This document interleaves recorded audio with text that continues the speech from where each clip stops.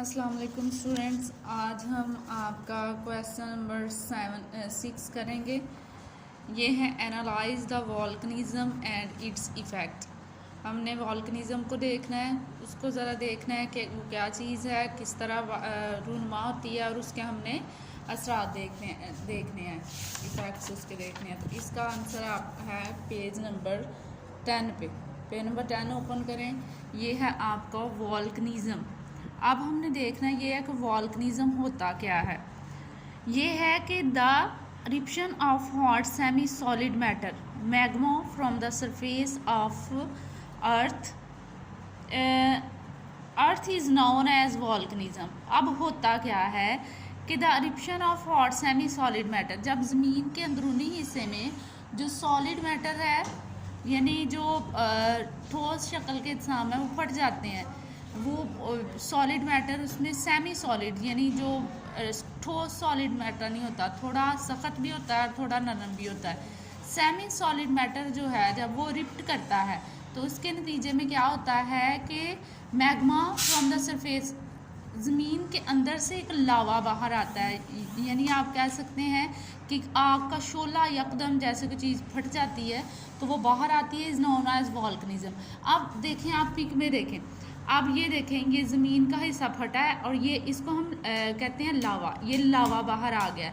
तो वॉल्कनिज़म के प्रोसेस में बिल्कुल यही होता है कि जब ज़मीन का कोई हिस्सा फट जाता है, सॉलिड मैटर फटता है, तो इस तरह का लावा बाहर आता है। इसको हम वॉल्कनिज़म कहते हैं। क्या कहते हैं?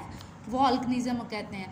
अब इस प्रोसेस में होता क्या है कि द अंडरग्राउंड वॉल्केनिक मैग्मा, जो ज़मीन के नीचे वॉल्केनिक मैग्मा होता है, comes out of the surface of the earth in the form of lava. यानी उसमें क्या होता है कि ये जो ज़मीन के अंदर मादा होता है, जब वॉल्कनिज़म का अमल होता है, ये फट के बाहर आता है। ये देखें, ये भी तस्वीर में लावा फट के बाहर आ रहा है और इस तस्वीर में भी लावा फट के आप देख सकते हैं कि बाहर आ रहा है। उसके बाद कहता है कि in this process different Rocky material होते हैं जो चट्टान की तरह के हैं, एंड गैसेस आर, इस मटेरियल में रॉकी मतलब रॉक्स भी बाहर आ सकती हैं, चट्टानें भी छोटी छोटी, और गैसेस भी बाहर आती हैं। गैसेस की वजह से ही तो ये लावा जो है वो बाहर आता है। इसके बाद क्या होता है कि usually volcanism occurs along the cracks of earth plates because volcanism are mostly found in the cracks or on the boundaries of the plates of earth। यानी ये प्रोसेस जो है occurs along the earth plate, यानी ये अर्थ plate के अंदर होता है। अर्थ प्लेट जब फट जाती है, इस तरह के